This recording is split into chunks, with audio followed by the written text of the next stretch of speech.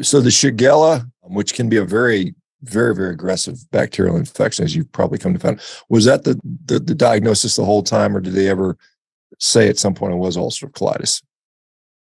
No, when I was supposed to be scheduled for my second colonoscopy after the shigella infection, so basically they sent me away when I was in the United States. I was in Charlottesville, Virginia, where my parents have a second home, and went to a gastroenterological clinic there, and they said we can't perform the procedure because of the infection that you have. Mm-hmm. They said they needed to make it clear, let it clear on its own. They didn't give me anything. And basically I came back to Bermuda and COVID hit and everything shut down. So I wasn't able to finally get that diagnosis, but my GP here and even the GP away, through the symptoms I was presenting with and the blood they found in my stool, said there's a good chance this is probably colitis or diverticulitis or something along those lines. Okay. Yeah. But certainly, I mean, but Shigella is one of the things Shigella is known for is, blood in the stool. It's, there's a couple Salmonella, Shigella can be very, very problematic when it comes to that type of stuff. I want to go back to you said you felt better initially on the vegan diet, and a lot of people will notice that, but I do think in many cases it is just a removal of all the ultra processed garbage. I mean, there's plenty of obese vegans that are still eating the Oreo cookies, and so there's nothing specially unique about being on a plant-based diet, unless you do a whole food diet, which is what most of the ones that are advocating it for health talk about.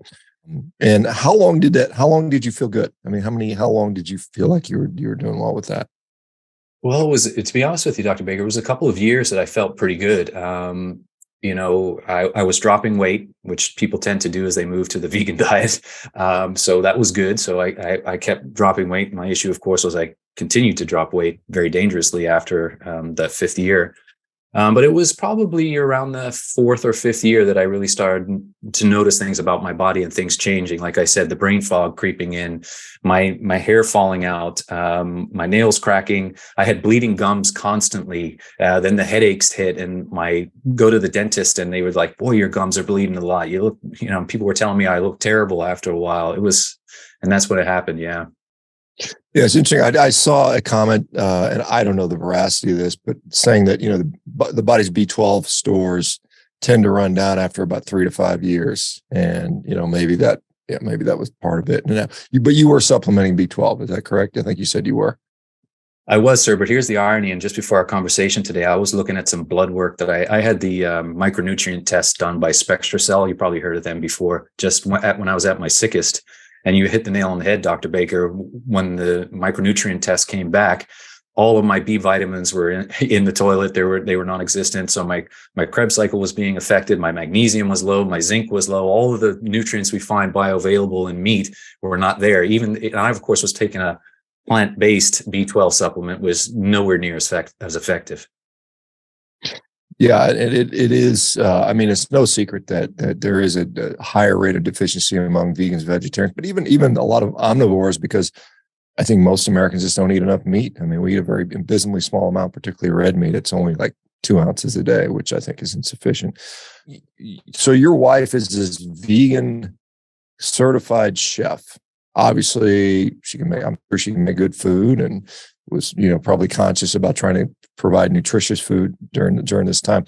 When she's seeing you like near death, basically, and you said, "Hey, I'm going to go do this all meat thing." What was her thought on that? Was she still ideologically bound up into this, or how did that go?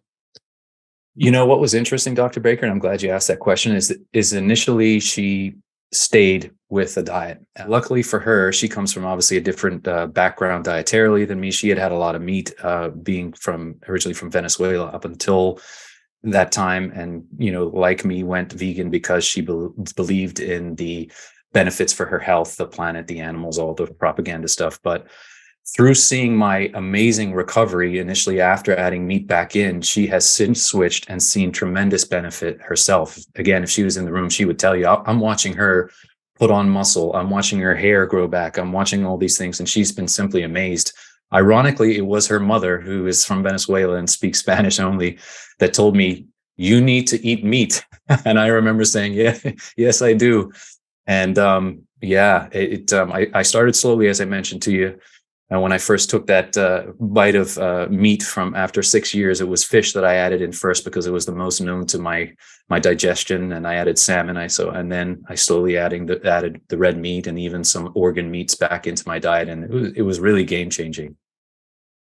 At what point, because you mentioned you watched some of the documentaries, the initial reason for going vegan was just an effort to maybe lose some weight or feel healthier. There was no idea that you didn't feel like, oh, I can no longer eat animals. I feel bad about it. I mean, when did you get into that? Did you sort of buy into the animal ethics ideology and that type of stuff, or where were you at on this vegan journey? Yes, sir, I did. I have to admit I did, because, and you're absolutely correct. I did it initially to lose weight and feel more healthy, which was happening. But what happens is, as you get into sort of that vegan community, you notice that there's, oh, have you seen this movie? Have you watched this one? So I said, no, I haven't seen that one. Let me pull it up. And they're pretty good, especially if you're sort of leaning towards that direction anyhow, of sort of roping you in with the imagery they put up on there. And as you and I and everyone else in this room now knows, they do certain imagery on purpose, and they don't exactly show the whole picture with the way they portray things. And I fell for it and thought, hey, I was never really one of the overly aggressive vegans, albeit, I would post on my social media feeds about the benefits of the vegan diet. I would never tell someone they had to, or they were a killer or a crazy person because they're eating meat. But I have to put my hand on my heart and say that I fell for that. Yeah, I mean, and even though you weren't out there saying that, did you believe that? I mean, did you think, hey, these guys are all bad people because they're eating meat and, they need to be educated? I mean, was that ever, because I mean, I can't imagine, I mean, you're in this community. It's a very small percentage of the population, 1%, maybe 2%, depending where you're at. And believing that every other person around you, 98% of the earth, are killers and murderers and animal abusers and that type of stuff. Was that, I mean, did you ever kind of just even think that stuff? I'm the type of person that really, it's a great question, Dr. Baker. I'm the type of person, I don't really think ill of someone that's doing something for themselves. What I did say to myself was, perhaps, aligning this in my head or trying to rationalize it, was that perhaps it was from the farming level, the way the dairy farmers treat them, the mass production of things. And, if someone chose to eat meat, I was okay with them doing that. I would advise them against it in my vegan days. I'll tell you something that I think changed up everything for me, is now being a carnivore, is I used to go into the grocery store and look at the produce section as life and the meat section as death. And you talk about changing your relationship with food as we become a coach. And that now has completely flopped for me. I look at the produce section as death and the meat section as life sustaining, which is an absolutely incredible way to look at things now.